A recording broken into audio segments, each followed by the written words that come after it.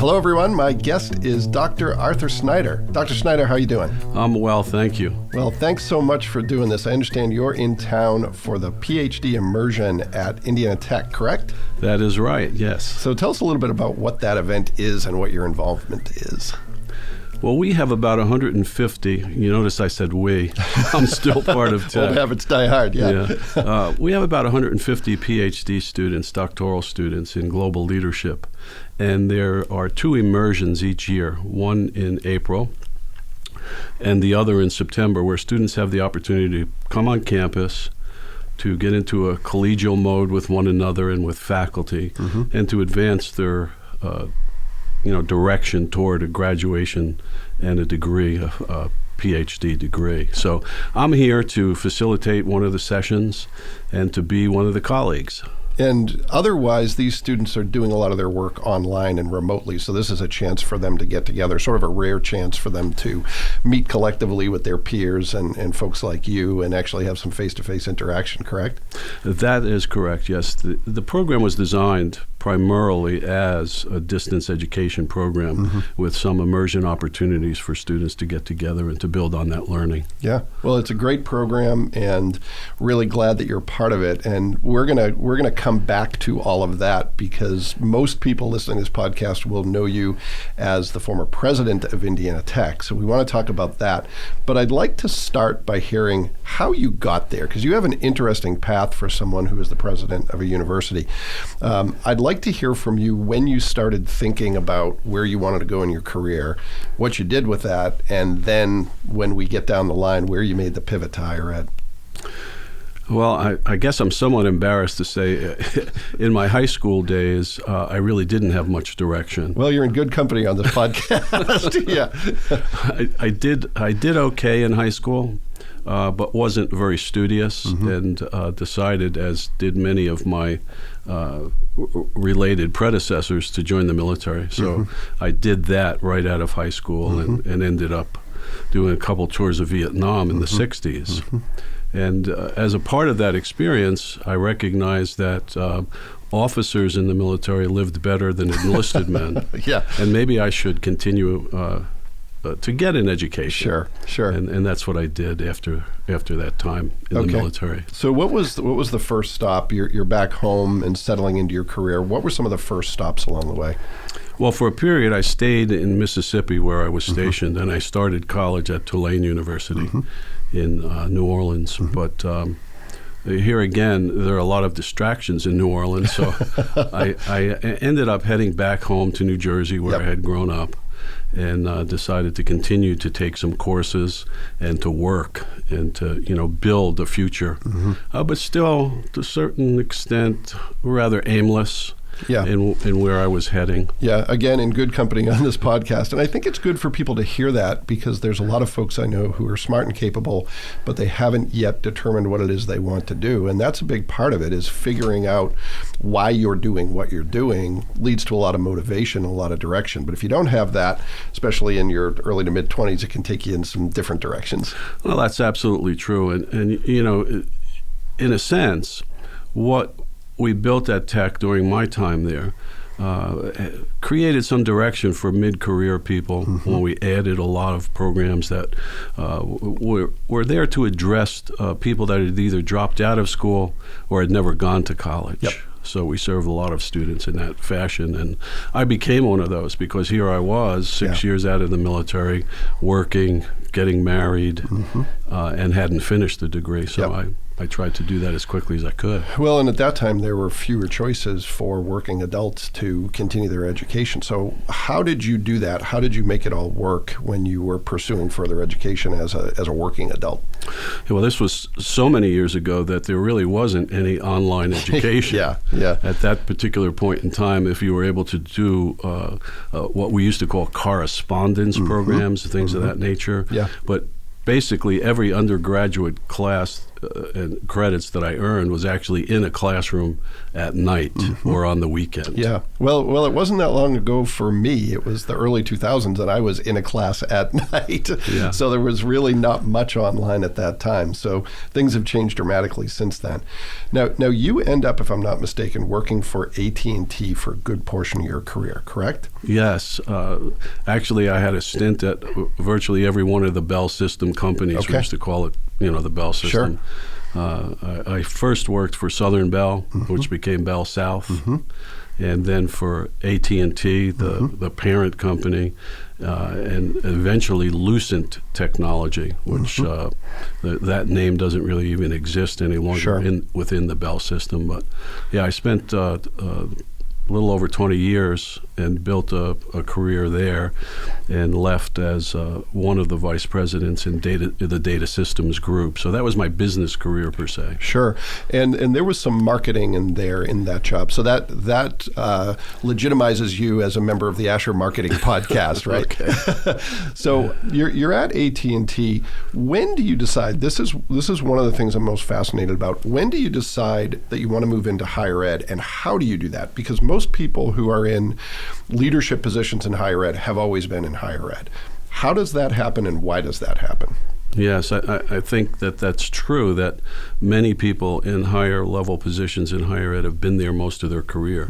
But I believe that began to change as long ago as 20, 25 years ago. For me, I had just completed an executive MBA, which was something that AT&T had asked me to do as a part of my career path. And as a result of that, I had the opportunity to teach a night class. I finished the degree, and someone was interested in me becoming a part of adjunct faculty, and I did it. And I liked it. Yep.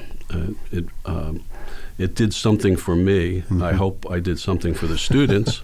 Yeah. But it did something for me to see people eager to learn, wanting to grow, wanting to build on a career, wanting to do something for their family. So the interest grew over time, and a couple of things happened in parallel.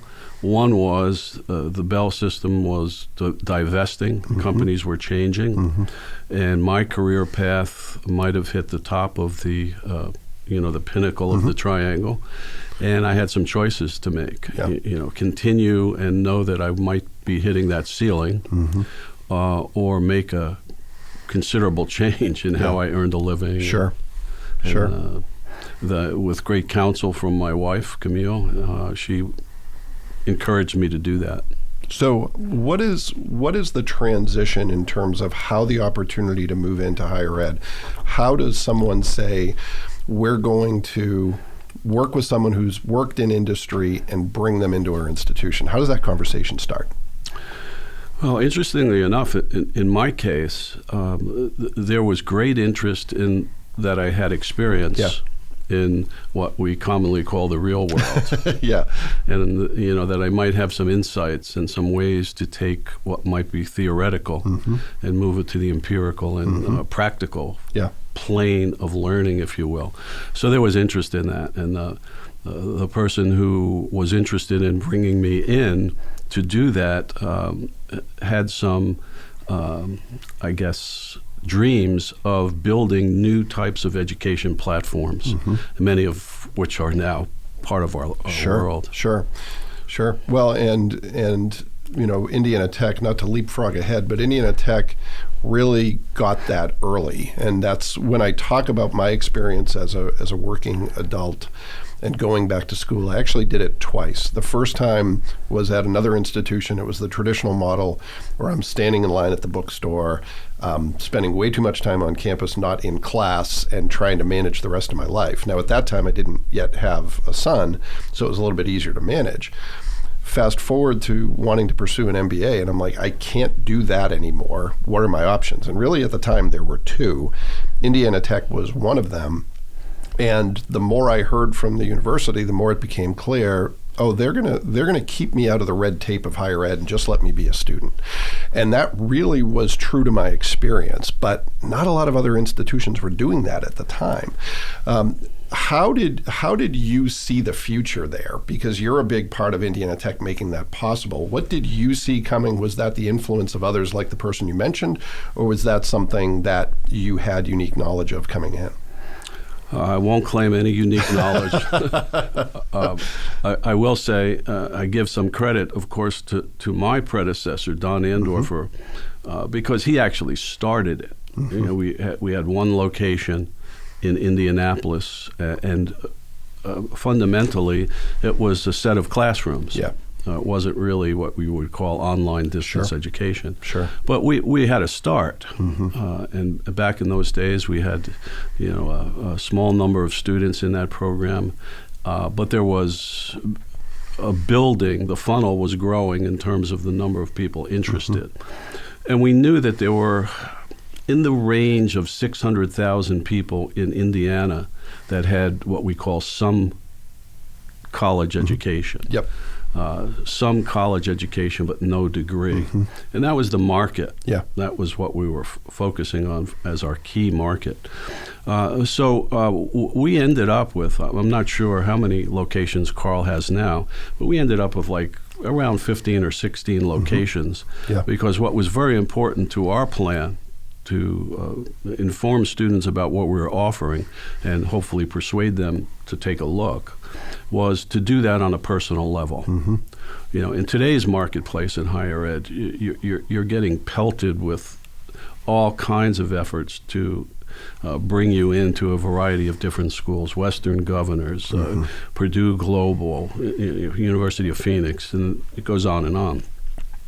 But back then, we felt that what worked best for us was being able to engage a prospective student face to face, and answer their questions and do it in a very, congenial way. Well, and genuinely, that was my experience. That's why I chose Indiana Tech, and it's been probably one of the 2 or 3 most important institutional relationships in my life. And it started with, I wish I knew who the person was, because it was basically a recruiter. But they were incredible. They were great. Answered my questions. The right tension between enough attention to make me feel like I mattered as a prospect, but not so much that it felt pushy. And I got that from other institutions. And it was a clear, easy choice. And then my experience along the way reflected that. So I think, to the extent that he deserves credit, Dr. Andorfer got that right. And certainly I know you were a part of that, so you got that right. So let's talk about your time as president of Indiana Tech. What were some of the highlights of that? What were some of the things that you're most proud of, some of the things that you believe made Indiana Tech better because of you and your team, some of the things you experienced in that role? What I miss most about Tech are the people, the students and the team and the people. And I think we built a pretty strong team to be able to take us into the fork in the road for what I consider to be the 2 fundamental markets and drivers of revenues in higher education, and that's the traditional market, which continues to shrink and continues to have its difficulties in creating net revenue. And we have what we've been talking about primarily here, and that is the online distance education hybrid types of programs, which typically turn significantly more dollars to the bottom line than a traditional program. So if you're looking at it as a business, that's where you want to be. Sure. I use one of the examples I use is Southern New Hampshire University. Paul LeBlanc, who's been there a number of years and basically took a bankrupt institution to the point now where it has tens of thousands of students. It's really doing a great job in the programs that they're offering. And the bottom line, business measures look very good. So I think, we were able to, I believe, to do both of those things on a smaller scale than a Southern New Hampshire or a University Phoenix. And that's what I see as being a successful journey into the future as well. Sure. It's where Tech needs to be, as do many other institutions. Well, because of the success Tech has had, over the course of the past few decades, I think some people don't realize that it was in dire straits at one point, prior to Don Andorfer, prior to you. And, it's really a great story of recovery in higher ed, how the business model, applying a business model to an institution sort of saved the institution and really grew it into a leader in the industry. Were you given a template from Dr. Andorfer that you followed, or did you bring in some new thinking or different thinking, or was that there from the start? Well, I think there was a set of practices that were in place that we continued to follow. Mm-hmm.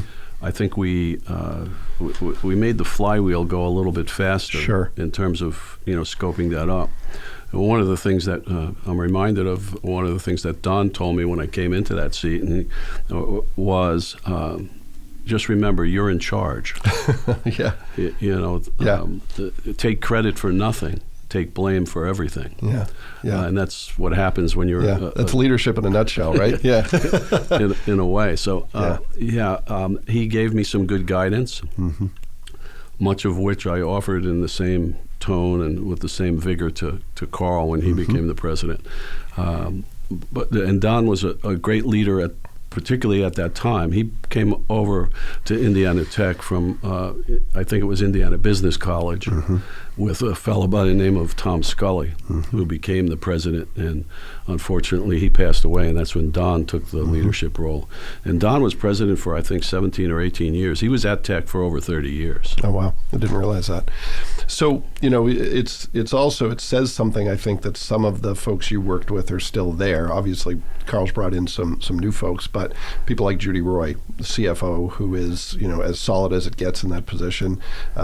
Brian Engelhardt, who I could, give all kinds of praise to, but I won't. But Brian, has been in the marketing seat for quite some time. Steve Herendeen, your name comes up quite frequently at our marketing committee meetings, by the way, at the board meeting, because those folks were there when you were there. And it was a team that I think really had a respect for the fact that higher ed is different than most businesses, but also understood that at the end of the day, it's also a business. And that's one of the things I think that higher ed is learning, but it wasn't always there. A lot of higher ed institutions, I was talking to someone the other day about a time when marketing was kind of a dirty word in higher ed. It was something that you'd have communication or community relations or development, but it was never called marketing, and I think that's changed over the recent years. Yeah, another interesting change that's kind of related to that, the subject of marketing is we never thought about sales in higher education. Mm-hmm. We never thought about a business model in higher education. Mm-hmm. In particular, faculty oppose that type of language, but they've also come to understand that we do offer a great product that's needed in our regions, in our country, but it also has to be at some level of financial performance, mm-hmm. or it can't exist. Sure. And we're facing this in our country today in a pretty grand scale. Yeah, well, that leads me to another thing that I'm interested in hearing your perspective on, and that's the future, where everything is going. And I don't suspect you have a crystal ball, but you have some knowledge about what the future of higher ed looks like. It's an interesting time because there are multiple challenges, some hastened by the post-pandemic world, some that were there and all along. What do you see as the future of higher ed at a time when people are questioning its relevance, at a time when others are saying, hey, still the best way to move up intellectually, still the best way to move up economically? What does the future of higher ed look like from your perspective? Well, I would start off by saying that there's continuing debate, and it was there 20 or 30 years ago, maybe not as loud as we hear it today in the trade journals, but the idea, that a college education doesn't have the same value that it did in the past is really hard to defend, because mm-hmm. when we look at the statistics, we see that baccalaureate degreed people are earning considerably more than a high school graduate. And of course, if you take it a rung lower than that to dropouts from high school, it gets even worse. Mm-hmm. What is major in terms of the change in higher education is we can't just think of degrees as higher education any longer, because we have any number of different vocational programs that are really quite good and necessary to fill positions. Yeah. And we have these things now that we call stacking and badging, which allows somebody to kind of earn their stripes, using a military term, earn their stripes in different areas that really pay off in terms of career satisfaction as well as financial gains for the employee and for the employer, bringing the kinds of skills that are needed in the positions in their businesses. In that regard, if you think back, again, 10, 15, 20, 25, 30, 50 years ago, you had to have that credential to get the attention of the hiring manager. Today, what we're seeing a major shift in is employers want to see the skill set, demonstrated skills and abilities, as opposed to the sheepskin per se. So you really need both. Sure. You really do need both. And what other areas I would touch upon is the changes in delivery systems of education. We've talked about sitting in a classroom and gaining knowledge that way, which is still pertinent and still relative, particularly for the new high school graduate, particularly for the learner that wants the socialization of a campus life. In the case of tech and other schools, a lot of student athletes, things that are engaged. So I think that will always be there, but it's never going to have the numbers that it once had in terms of 17 or 18 million students in higher education on campuses. So campuses today are managing the shrinkage of their footprint when it comes to physical space, and enhancing and growing their ability to deliver programs online using technology, AI, a host of other things that are really needed to deliver education in a variety of different ways. The last thing I would say is this. Even the high school graduate may be looking for alternative delivery systems and not want to go to a physical campus, or may have to serve their family in other ways, like earn a living while they're going to school. That means on Sunday afternoon for 4 hours, instead of watching the football game, they might be doing their homework. We see more and more of that across the country. Well, it's almost as if we went from you can succeed without a college degree to you should succeed without a college degree, which is a pretty big leap. And, I've said this before, but I would have a very different trajectory if not for a college education. It's really the thing that I say saved me. And I think there's a lot of young people in that position. We talked about it earlier, just not really having direction. My belief is that certainly a college education can help you learn a specific trade, a specific skill set, but it teaches you how to learn. It teaches you how to do difficult things that you can opt out of, but you push forward and you do the work. And I would hate to see that go away or be diminished. Is this a function of the fact that there is so much choice that people are looking past the choice that's always been there? Is that part of the problem? I think so. I think it is because there are so many different options and different opportunities. One point you just made that I think is important is that of having a well-rounded education. And if you send someone to, let's say, welding school, they're going to learn how to weld, but they may not learn how to interact with other people at the level that an employer might want. So even in vocational settings, we're seeing curriculum changes that are including, workplace types of real-world issues that people will face when they go into the job market. And so there's somewhat of a focus on what we typically call the liberal arts, the humanities and other types of things. It's a different blend and a different amount of education depending on what direction you might head in, but we see that being developed and included in a lot of different alternative delivery systems. Yeah, well, it really is, as you mentioned, it's both. It is the experience, the ability to demonstrate to employers that you're going to be productive from day one, while also getting the well-rounded education that also makes you a good citizen of whatever employer you work with, because there's leadership traits that you learn in college. Even if you don't know that they're leadership traits, that's what you learn. And I think that would be sorely lost if we went to a model where it was simply you're going to learn a trade and that's all you're going to do in college. You know, we in this country, I think for a long time, the perception was there's two paths. There's either high school and then a career that you don't need a college education in order to enter, or a 4-year degree. And I think what's great about 2023 is there's seemingly infinite options in addition to those two paths, but some of that old thinking still exists, that it's either no college degree or 4-year degree. And you know, another thing that Indiana Tech has always done well is offer options. Now you see certificate programs in addition to 2-year degrees, accelerated programs and others, and that choice, I think, is what the market seems to be asking for. And others are delivering, but some are not quite there yet. And that's where I want to go next, is to talk about, it's a big topic, but the business side of higher ed. Because you have institutions that are enormous, institutions like some of the ones you mentioned, who are, you know, delivering quality programs online to thousands of students. You have the schools that have been around and have a legacy as state institutions, IU, Purdue, et cetera. You have schools that have adapted to the new model like Indiana Tech, who saw online coming and built an infrastructure for that, and also have a residential campus. And then you have institutions that are behind, that are delivering quality education on campus, but they're not doing much else. What's the future for those institutions?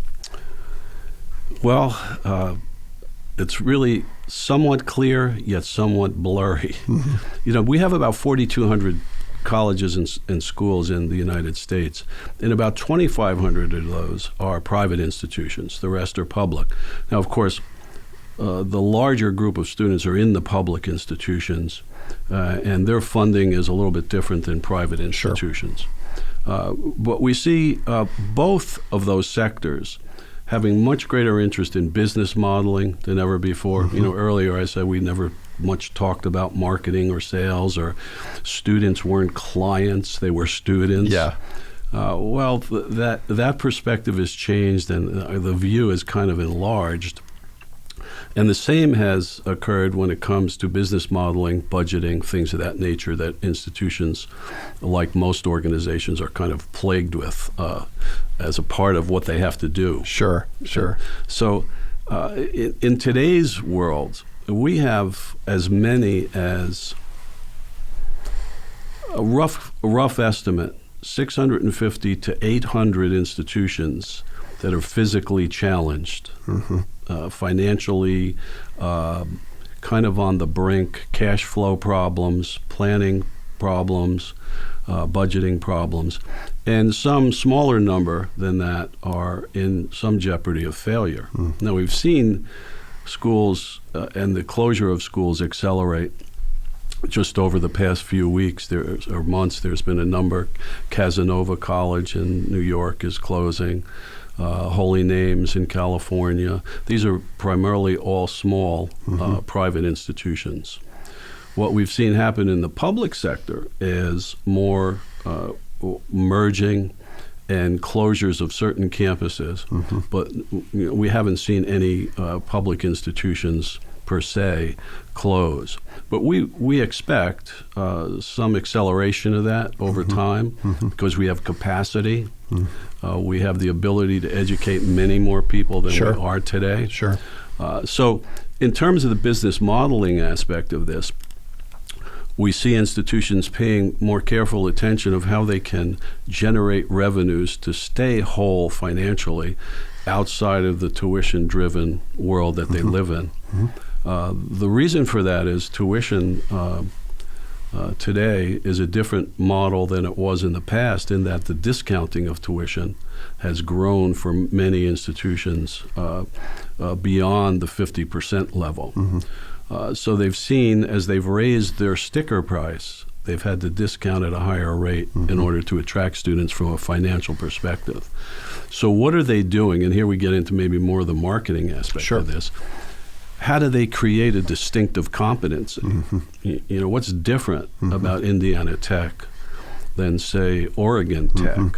You know, and that's become a big challenge, but a big focus for institutions, because that differentiation might just make Johnny go to Indiana Tech instead of going to Oregon Tech. For sure. And it's also marketing to parents of traditional prospects, because they're part of the decision making. Their perception is, I know it was true when my son was choosing a college.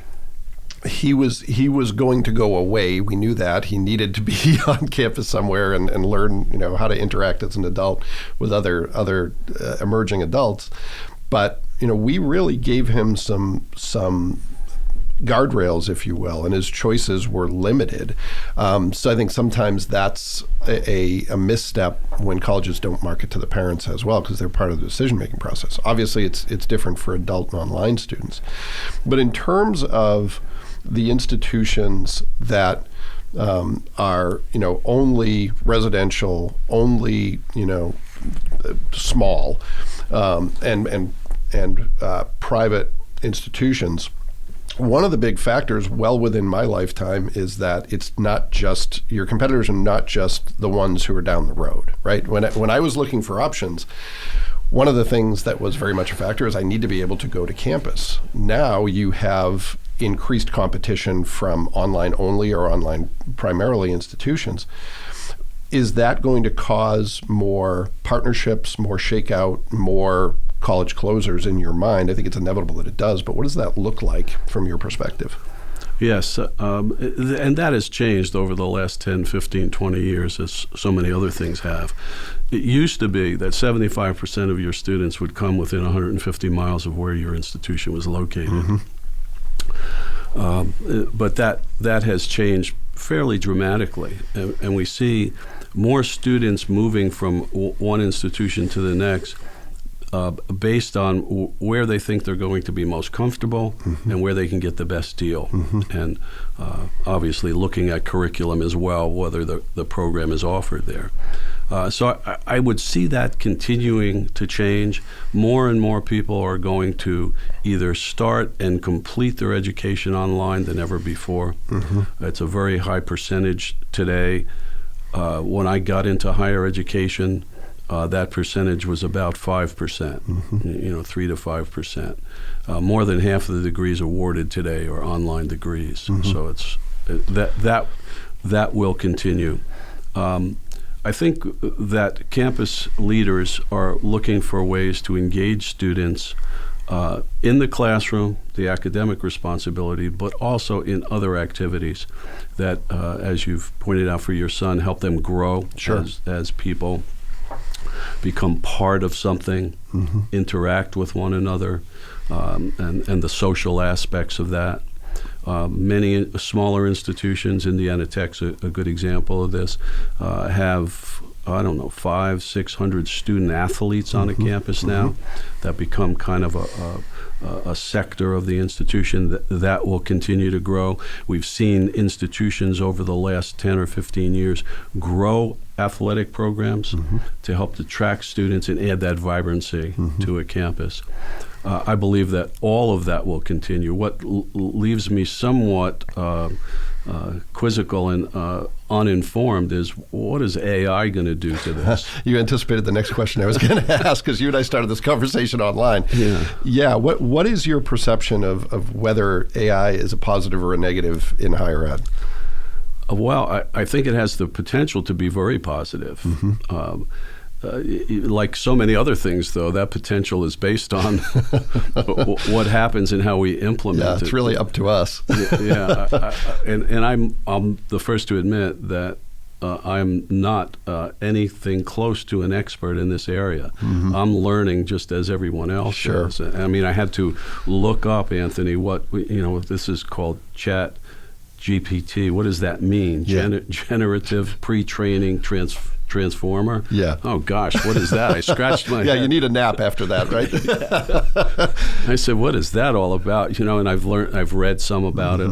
But I haven't seen any modeling in an institution yet that says this is how we're going to use it, and why we're going to use it, how we're going to use it, but I think it has significant potential. Yeah.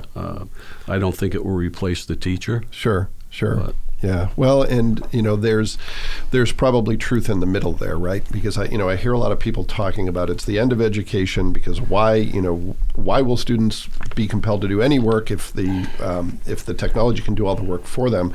I really don't see it that way. I see it as another tool students can use, and maybe what it does is it changes the way students are assessed. It's not necessarily the only model or the best model to tell students the way to demonstrate your expertise is by writing a 1,000 words on this topic or 10 pages on this topic. That's just what we've always done, right? And I think it kind of brings together some of the things we've discussed, and something that I genuinely believe Indiana Tech does well is experiential learning. And don't just tell me you know how to do it, actually show me that you can do it. It's been my belief for a while that a differentiator for Indiana Tech is and can continue to be having students leave with either an embedded credential in addition to their degree, or a significant internship experience, real work experience.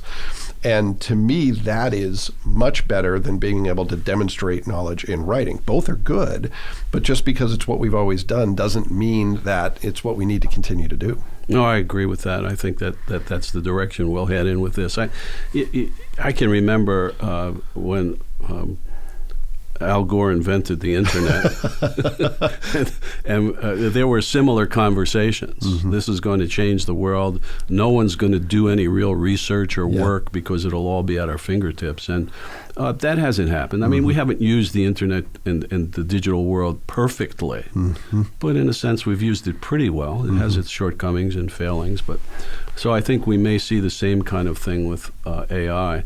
There are naysayers out there that are very worried about what it's going to do to job markets and other,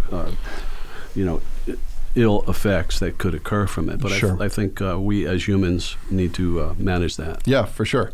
So next generation, that's on you. Figure out how he's going to be integrated into society. That's right. That's why we're educating you today for tomorrow. Well, let's talk a little bit about how you're spending your time these days, because you're retired, but like a lot of people who have had an active professional life, not really retired, you're doing some consulting work. What does that look like, and how are you taking the knowledge that you gained as a university professor and using that today? I remember when I was heading into retirement, talking with a college president who had retired, and this person told me about the effects of retirement, the early effects, and disclosed to me that they felt as though they lost their identity. And I said, well, I don't plan on having any trouble with that. I'm going to spend time with family, grandchildren, so forth and so on. So after about 3 months of sitting by the pool, reading the books I hadn't read, and something happened. I started to get a little itchy, and I think it was providence, divine intervention. I got a phone call from a colleague who I would worked with dozens and dozens of years ago, and said, I'm at AGB now, the Association of Governing Boards for Higher Education, and we could probably use someone like you to help us with some of the work that we're doing. Are you interested? And at first I said, well, it's higher education. I've spent some time there, and I do have some experience, but I'm not sure that I want to do that. Well, to make a long story short, I did jump on board and do that. And along the way, started to get engaged in consulting projects, oftentimes with a teammate, a CFO type person or someone like that. And we started working primarily with private institutions, a lot of small private institutions.